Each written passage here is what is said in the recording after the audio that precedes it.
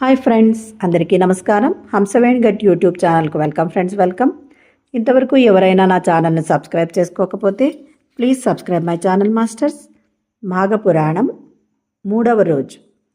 మాఘమాస వ్రతమాచరించుచు 2వ విధము. సూర్యభగవానుండు మకర రాశి యందు ప్రవేశించిన నాటి నుండి కుంభరాశిలోనికి వచ్చు వరకు వ్రతమునాచరించుట ముఖ్యము. అదే అని చెప్తూ ఉన్నారు. సూర్యభగవానుడు మకర రాశి యందు ప్రవేశించిన నాటి నుండి కుంభరాశిలోనికి వచ్చు వరకు వ్రతమునాచరించుట ఇంకొక విధము.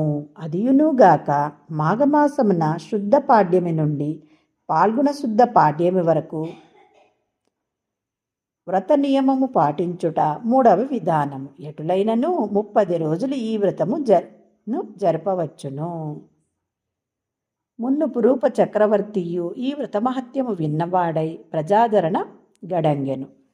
ఆ రాజమోత్తముడు నెలదినములు వ్రతమును విధిగా నాచరించియు మాఘశుద్ధ ఏకాదశి నాడు ఉపవాసముండదన దానికి ప్రమాదవశామున శుద్ధ దశమి నాటి రాత్రి భోజనము చేయలేదు.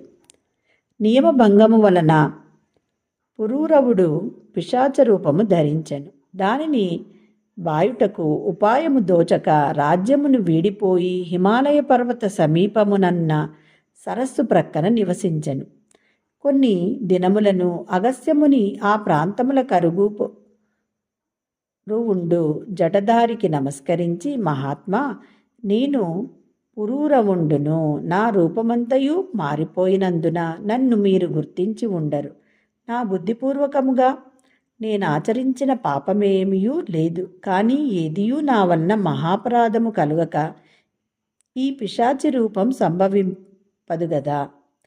ఈ వృతాకారము తొలంగు మార్గమును తెలుపమని కోరాను.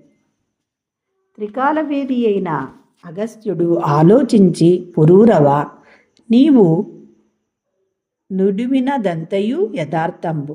మాఘమాస వ్రతమున నీవు మాఘశుద్ధ దశమి నాటి రాత్రియు భోజనము చేయక ఉపవలసించని దోషమిటులైనది.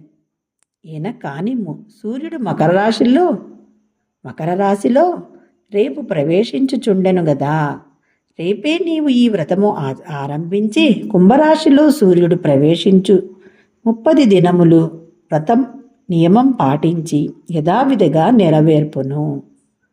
నెరవేర్పుము అని రాజన్యుడు వల్లయని ఇంటికి పోయి వ్రతమును పూర్తిగా వింప సార్వభౌముడు లక్ష్మీనారాయణ కృపకు పాత్రుడై సహజరూపము కంటే మించిన తేజము, సౌందర్యము, గాంభీర్యము గల రూపము నొంది భూలోకమున సర్వసౌఖ్యములు అనుభవించి అనంతరమున హరిసాయుధ్యము చెందెను. చూడండి ఫ్రెండ్స్, మరి ఎంత గొప్పది కదా ఆచరణమ. మరి అలా ఈ 30 రోజులకు ఎంత గొప్ప ముఖ్య విశేషముందో మనందరికీ తెలిసిందే. ప్రతి దగ్గర మనకు ధ్యాన జప తపాలని చెబుతూ ఉన్నారు. మరి తపము అన్నప్పుడు ధ్యానము అని ఫ్రెండ్స్. మరి చక్కగా ధ్యానం చేయండి ఫ్రెండ్స్. ధ్యానం చేసే పద్ధతి ఏమిటి అంటే సుఖస్థిరాసనంలో కూర్చోండి. మరి పైన కూర్చునే వాళ్ళైతే కాళ్ళు 2 క్రాస్ చేసుకోండి. కళ్ళద్దాలుంటే పక్కకు పెట్టేయండి. వేళ్లలో వేళ్ళు పెట్టుకోండి. కళ్ళు 2 సుతారంగా మూసుకోండి ఫ్రెండ్స్. మరి మన సహజమైన శ్వాసను గమనించడమే ధ్యానం. మరి ఆ శ్వాసను గమనిస్తూ ఉంటే మన ఆలోచనలు నిలబడిపోతాయి ఫ్రెండ్స్. మరి మనము ఆలోచన రహిత స్థితికి చేరుకుంటాం ఫ్రెండ్స్. మరి అదే ధ్యానము. చక్కగా ధ్యానం చేయండి. ఆనందంగా సంతోషంగా జీవించండి. Thank you friends. Thank you.